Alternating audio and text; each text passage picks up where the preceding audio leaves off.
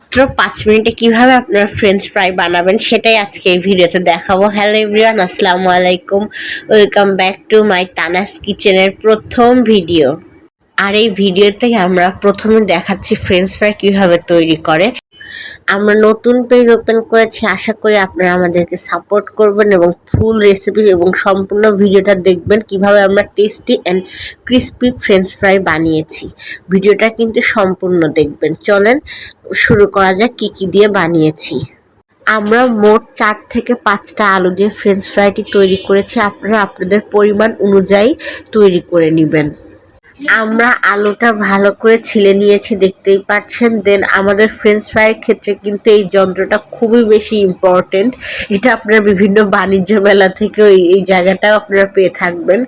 এত সুন্দর করে মানে ফ্রেঞ্চ স্টাইলে কাটা হয়, যেটা আমরা এক্সট্রা করে হাত দিয়ে কাটতে গেলেও এত সুন্দর শেপ করা যায় না। দেখেন একদম পারফেক্ট একটা শেপ আসছে এই যন্ত্রের মাধ্যমে। তো ফ্রেঞ্চ ফ্রাইয়ের ক্ষেত্রে কিন্তু এই যন্ত্রটা বা ঠিক করে কাটাটা খুবই বেশি ইম্পর্টেন্ট। আর অবশ্যই আলুটা ধুয়ে নেবেন। আলুর কিন্তু একটা কষ থাকে, যেটা কিন্তু রান্না করা ঠিক না। আর তারপর আমরা আর একটা পদ্ধতিতে একটু আলুকে শুকনো করে নিচ্ছি একটা উন্না বা শুকনো কাপড়ের। আচ্ছা, লবণ আর আলু মিক্স করার ফলে কিন্তু পানিটা অনেক কেটে দেয়। তো এই পানিটা যেন না কাটে, এর জন্য আপনারা এরকম আলু মুছে নিতে পারেন। এটাই আপনাদেরকে দেখাচ্ছি। প্রথমে আলুর মধ্যে আমরা কর্নফ্লাওয়ার দিয়ে দিচ্ছি পরিমাণ মতো। আপনারাও আপনাদের যতটুকু লাগবে অতটুকু পরিমাণ মতো কিন্তু কর্নফ্লাওয়ারটা দিয়ে দিবেন। তারপরে এখন আমরা দিচ্ছি মরিচের গুঁড়া, যেটা টেস্ট বাড়াতে অনেক গুরুত্বপূর্ণ ভূমিকা পালন করবে। দেন আমরা একটা ডিম অ্যাড করবো, আপনারা চাইলে করতেও পারেন, না করতে পারেন। দেন আমরা নুডলসের একটা মশলা দিব, এটা আপনাদের একটু টেস্ট বাড়ানোর জন্যে কাজ করবে।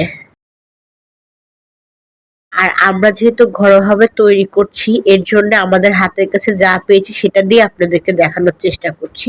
আপনারা চাইলে নুডলসের মশলার বদলে আপনারা কিন্তু চাট মশলা ইউজ করতে পারেন। দেন একটু আমরা আটা দিয়ে নিচ্ছি, এটা কিন্তু খুবই গুরুত্বপূর্ণ। আপনারা যদি আরেকটু ক্রিস্পি চান, অনেকে আরও একটু আটা অ্যাড করতে পারেন। দেন আমরা তেলটা ভালোভাবে গরম করে নেব বা তাতিয়ে নিব। দেন একটু একটু করে দিব, কারণ প্রথমে একটু লেগে ধরবে। আপনার সাবধানতার সাথে নেড়ে যেন ভেঙে না যায় এই ব্যবস্থা করতে হবে। দেন একটু ব্রাউনি কালার যখন হয়ে আসবে, তখন আমরা একটু নামানোর চেষ্টা করব নাড়তে নাড়তে। এই যে দেখেন, ঠিক এরকম যদি কালার হয়ে যায় তখনই কিন্তু আমরা নামিয়ে ফেলবো। তখন ইয়েলো লাগলে নামানোর পরে কিন্তু এটা অনেক বেশি সুন্দরভাবে একটা কালার আসে। এই যে ঠিক এই টাইপের কালার হলে কিন্তু আমরা নামিয়ে ফেলবো। এর থেকে বেশি হয়ে গেলে পুড়ে যাবে এবং খেতে বাজে লাগবে। আর এছাড়া আপনারা বিভিন্ন জায়গায় বিভিন্ন রকমের রেসিপি দেখে থাকবেন ফ্রেঞ্চ ফ্রাইয়ের, বাট আমরা টেস্টের দিকটাকে বেশি প্রেফার করি বলেই এত কিছু বা এরকম ধাপে ধাপে রেডি করছি। তো ভিডিওটা এই পর্যন্ত। আপনাদের ভালো লাগবে। আল্লাহ হাফেজ। নেক্সট ভিডিওতে আবার আসবো।